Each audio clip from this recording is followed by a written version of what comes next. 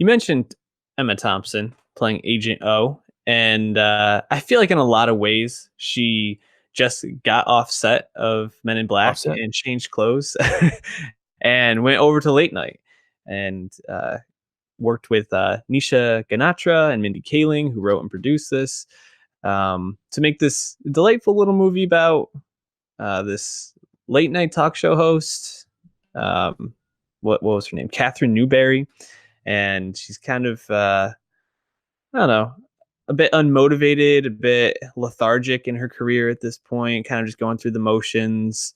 Um, and her show's about to be canceled, and in comes Mindy Kaling as a female hire, as a token hire in a lot of Mhm. senses, to kind of shake things up.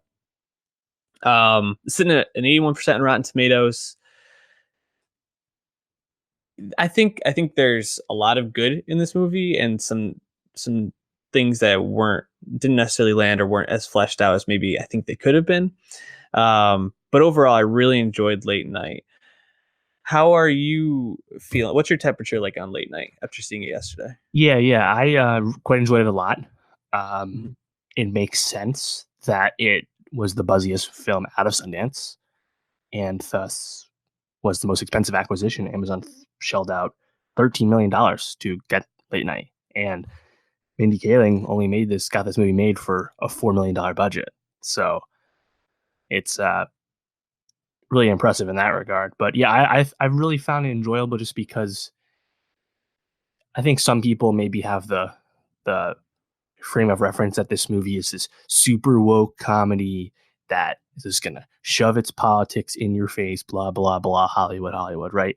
But even if you're dumb and reductive and feel that way, if you watch this movie, you wouldn't actually have that takeaway if you have a brain, because Mhm. this movie is much smarter and tactful about its commentary on the Hollywood, the inner workings of Hollywood, and uh, the differences men and women face in that workplace, you know.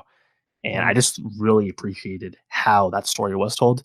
And I think Mindy Kaling's direct experience in that world, obviously plays a big part because she actually kind of knew how to make this movie. But it really Mhm. kind of shies away from easy opportunities to be super tropey and thus be Mhm. safer in your story. So I really like it a lot. And I hope this movie gets seen by a lot of people. I know it's projected to do a bit of a modest opening weekend. I mean, it had a really high per theater average last week in limited release, so staggering it was smart on Amazon's part. Obviously, we saw how Annapurna failed Booksmart by throwing it wide right away against Aladdin. I think Late Mhm. Night, even if coming out right now is probably not the best time for it, hopefully it can serve as a bit of counter programming. We'll see. But yeah, I've liked it a lot. Yeah, the things you touched on, I think, were really well done. I think the stories about the struggles that females have in these sort of work environments, even just the difficulty getting opportunities for females in these sort Right. of environments, I thought was done really well. Um, I thought that Mindy Kaling and Emma Thompson had good good why can't I think of Chemistry. the word chemistry. Thank you. Had good chemistry on a screen together, and I thought they played off each other pretty well. I also thought Emma Thompson gave a really strong performance. It's difficult because I think a lot of times the kind of women that we see in these movies are showing their soft side and are the ones who are I don't know, a bit more emotional, but her character is very unemotional and just very driven and very success oriented. And I think that that can come across sometimes to people as like, oh, this is not what we want to see, or not how women really are. But I thought she actually played the character very well, and especially the behind the scenes looks with her husband, or Yeah. uh, when Mindy Kaling goes over to her house and they're kind of talking about her career and what she like stands for. I thought really expanded the character in a really beautiful way. um Lithgow I thought was actually really good as like a big character who got to come in and just kind of flesh out Catherine Yep. Newberry a little bit more. Where I felt like they could have done a bit more is I think looking at the role mental health played, because they kind of just kept dropping in like, oh, Catherine's clinically depressed, and Mhm. that she's dealt with depression in the past. Mindy Kaling kind of talked about how that's something she also deals with, but I feel like that was never really fleshed out or expanded upon to the point where it made a ton of sense, other than just kind of saying like, oh, these things are hard and being this kind of profession is hard. But I felt like they were trying to say more with that didn't necessarily land. But I give them a lot of credit for really touching on these sort of issues that I think are starting to become more well known in our more public culture, but still females and people of color have to face. Right. Yeah, I mean, there's a bunch of other threads. Her Mindy getting hit on at work a little bit, having a relationship Mhm. with one of her coworkers. There's a bunch of threads that, by the nature of it being a movie under 2 hours, it can't flesh them out as much as maybe they deserved. I saw more than one review mention that this actually had great series potential because you could have fleshed out more of Mm. those uh, those threads. I actually don't think I actually agree with that though, just because I feel like the best way for the story to be told and absorbed and ultimately, consumed by people was it to be in a movie form. Mhm. So I just feel like it would have an even harder time standing out if it was a show, even if it was a lot of show. That's just the way TV works right now. Um, Mhm. but you know, it's interesting that Amazon shelled out so much money for this because I mean, if I think we've briefly mentioned this at time, but Amazon largely has struggled at the box office in terms of getting much return for the movies. A lot of times they're spending a lot at festivals to acquire films that are good movies, but they're usually not making much money. I mean, Big Sick and Manchester by the Sea, which both got Oscar attention and Mhm. awards, both won. Those both made over $40 million here in the States, but no other movie Amazon has acquired has made 15.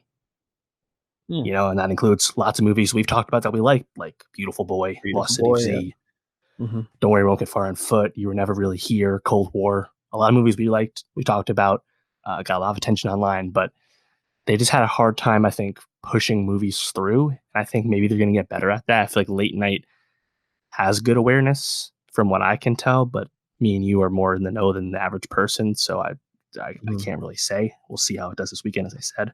Um, but yeah, I'm just, I think I have this in my top 10 right now. And it's just, I think Mindy's kind of shadow over the production and story of the film is what I think really stands out and really lasts is that this was a movie she was able to get across that informs a lot of her worldview. And as we said, that's hard to do as women of color, despite the jokes Yeah. they make about diversity hires and how it's easier for her because of the way she looks. Like all they reference all that in I think smart ways. But at the end of the day, this movie got made, and I hope it gets seen by a lot of people because I think, as we said, it has a lot to chew on. And even if not everything is fully explored the way maybe you want it to, I think that actually says a lot about how good the movie is. That it Yeah. make asks you to want more from this truly fictional world where there's a female network late night host. Mhm. Yeah, it was a really complex movie in terms of it. It didn't just explain things with one simple explanation. It really pulled in Mm. a lot of different topics. I mean, even kind of like the third act plot driver being these leaked emails about her having this affair or this one time affair with a writer on her show who was male and kind of the power dynamics there. Just very complex issues, and also talking about why she made that decision in terms Mhm. of her husband's illness. I thought that was just really well done. Um, Shout out to Reed Scott, Yeah, who man. Dan from Veep. Veep. uh, he basically got to play that same character for about half the movie, and then they let him kind of be a more gentle, like more realistic guy. And I thought that was really nice because I was worried he was about to be basically typecast into the same like douchebag type of role. Right. So it's nice to see him get a little bit more to do. Also, Ike Barinholtz.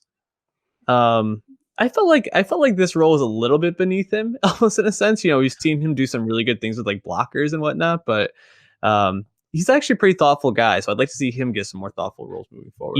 His actually presence is kind of interesting. I mean, this movie set in a modern time. They reference Seth Meyers leading it. They reference Kobe or stuff like that. It's just taking place right now. She's on CBS or something, right?